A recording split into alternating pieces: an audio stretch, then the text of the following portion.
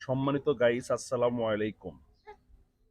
গতানুগতিক আমার ইউটিউব চ্যানেলে ভিডিও আপলোড দেওয়া এবং ভিডিও করার ক্ষেত্রে নিয়মতান্ত্রিক কোনো কিছুই আমি মেনটেনেন্স করতে পারি না। সারাদিন কর্মব্যস্ততার মধ্যে থাকাতে এগুলো হয় না।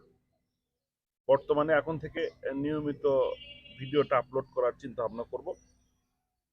মূলত আমার বাসা একতলা বিশিষ্ট ছাদ বাগানে সমৃদ্ধ। বিভিন্ন ইউটিউব চ্যানেল এবং ব্লগাররা আমার ছাদ বাগানের ওপর অসংখ্য ভিডিও প্রদর্শন করেছে।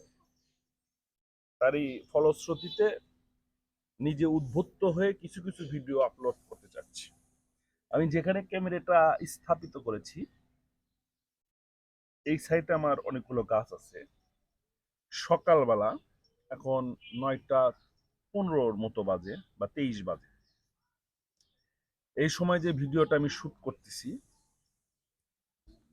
সকালের স্নিগ্ধ রোদেতে সুন্দরভাবে প্রাকৃতিক রোদ আমাদের ওপর তার সৌন্দর্য বিলিয়ে দিয়েছে। ঠিক ওই মুহূর্তে গাছের নিচে শীতের সকাল, অর্থাৎ এটা এখন অক্টোবর মাসের আজকে 14 তারিখ, এই জায়গায় ক্যামেরা স্থাপন করে একটা মনোমুগ্ধকর সুন্দর একটা পরিবেশ অবলম্বন হচ্ছে। আমার ডান সাইডে যে গাছটা আছে এটা হচ্ছে মালবেরি। এই গাছটা খুব সুস্বাদু এবং অত্যন্ত সুন্দর। আমার মেয়ে ছোট তাবিয়া অলরেডি গাছের নিচে ঢুকে যায় এবং সেখান থেকে সে ফল পেরে পেরে খায়। সঙ্গে সঙ্গে আরো যে গাছগুলো আপনি দেখতে পাবেন আপনারা, সেটা হচ্ছে ড্রাগনের গাছ আছে, কড়ির গাছ আছে, বিভিন্ন গাছ আছে। এই গাছগুলো আমি মোটামুটি আস্তে আস্তে আপনাদের সামনে উপস্থিত করব। পুরোপুরি আমার এটাকে কৃষক বাড়ি বলা যেতে পারে, যদি আমি এখানে মাছ চাষ এবং গরু লালন পালন করি তাহলে কৃষক বাড়ির থেকে কোনোটাই কম হবে না। সঙ্গে সঙ্গে আমার বাড়িতে বিড়াল ছানা আছে, যেটা আপনারা দেখতে পাচ্ছেন ভিডিওতে। বিড়াল ছানাটা আল্লাহ তাআলা রাসূলের সুন্নত হিসেবে আমরা এখানে লালন পালন করি। ও সকালবেলা স্নিগ্ধ রোদে এই বিড়াল ছানাটা খায়। আমার অলরেডি ছোট মেয়েটা চলে আসছে মালবেরি গাছে এবং সে ফল কুড়াচ্ছে, নিজে খাবে এবং সে নিজেকে খুব প্রাউড ফিল করে।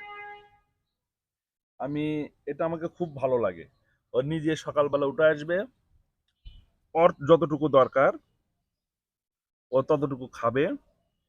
এবং মজার বিষয় হচ্ছে কি, এমন এমন সময় আমি দেখেছি লবণ সহ ও চলে আসে, লবণ সহ নিজে চলে আসে।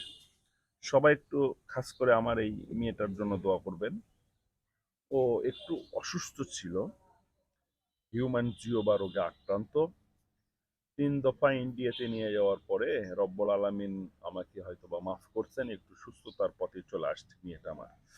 এবং আমার বিশ্বাস আগামীতে আল্লাহ তাআলার অশেষ মেহরবানিতে ও সুস্থতা লাভ করবে এবং আমাদের মাঝে ফিরে আসবে ইনশাআল্লাহ।